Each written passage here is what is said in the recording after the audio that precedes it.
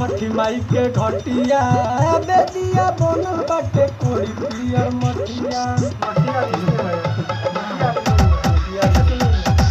बड़ा निक लागताटे छठी माई के घटिया बेदिया बनल बाटे कोरी पियर मटिया।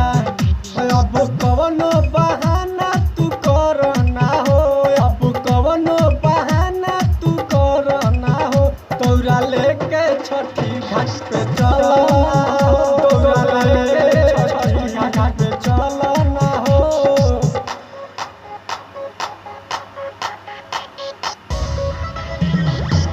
सैया अमरजीत जीवानी ना घरवा अमित मिश्रा संगे दिहब राघवा।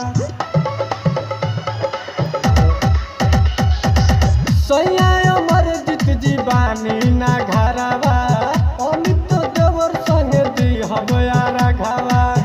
प्रकाश राज छठी माई पूजा कल ना हो, प्रकाश राज छठी माई पूजा कल ना हो, दौरा लेके छठी घाट पे चल ना हो, दौरा लेके छठी घाट पे चल।